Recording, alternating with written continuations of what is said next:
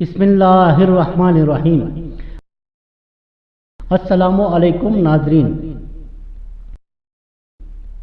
بعض روایتوں سے معلوم ہوتا ہے کہ مسلسل عذاب کی وجہ سے فرعون جب بہت زیادہ تنگ و پریشان ہوا تو اس نے بنی اسرائیل کو قید سے رہا کرنے کا حکم دیا۔ اس کے بعد اللہ تعالیٰ کی طرف سے حضرت موسیٰ علیہ السلام کو یہ حکم ہوا کہ تم راتوں رات بنی اسرائیل کو لے کر شام کی طرف روانہ ہو جاؤ۔ چنانچہ آپ روانہ ہوئے اور سویرے ہوتے ہوتے دریا نیل کے کنارے پہنچ گئے۔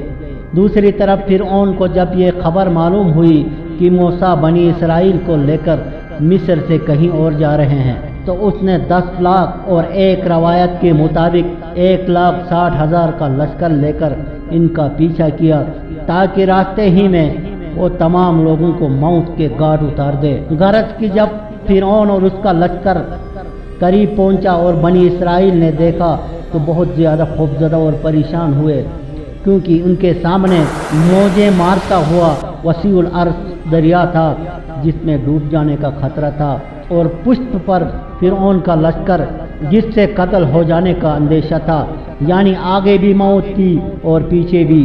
ان حالات کو دیکھ کر بنی اسرائیل کے لوگ حضرت موسیٰ علیہ السلام سے بدظن ہو گئے اور کہنے لگے، اے موسیٰ، آج تمہاری وجہ سے ہم لوگ مارے جائیں گے۔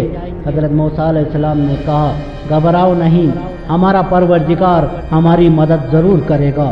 اتنے میں اللہ تعالیٰ کی طرف سے وحی نازل ہوئی کہ اے موسیٰ، تم اپنے عصا اس دریا پر مار دو تو تمہارے واسطے راستے کھل جائیں گے۔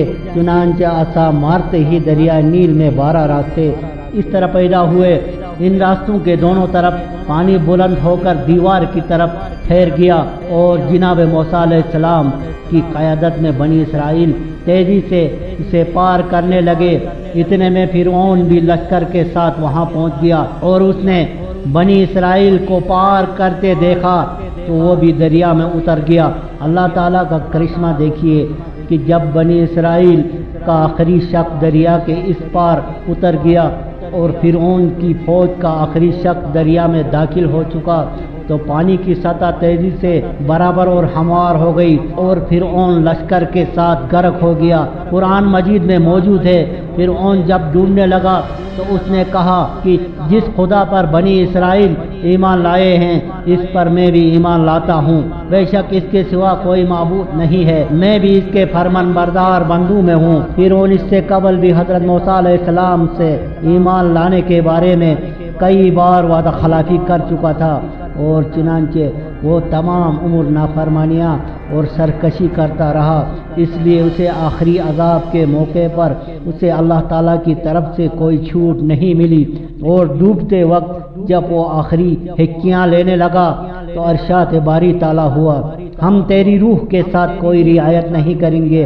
البتہ تیرے جسم کو دریا میں تہنشین ہونے سے بچائیں گے تاکہ تو اپنے بعد آنے والوں کے لیے عبرت کا نمونہ بن سکے۔ تاریخ سے پتہ چلتا ہے کہ فرعون کا لشکر دریا میں اس طرح ڈوبا کہ ان کی لاشیں تک نہ ملی۔ فرعون کی لاش دریا کے مغربی کنارے پر جسے جبل فرعون کہا جاتا ہے تیرتی ہوئی برآمد کی گئی۔ اس مقام پر گرم پانی کا ایک چشمہ بھی ہے جسے وہاں کے مقامی لوگ حمام فرعون کے نام سے جانتے ہیں۔ سن 1907 میں ماہرین آثار قدیمہ کو فرعون کی ممی دستیاب ہوئی تھی جو آج بھی قاہرہ کے عجائب خانے میں رکھی ہوئی ہے۔ والسلام علیکم ورحمۃ اللہ وبرکاتہ۔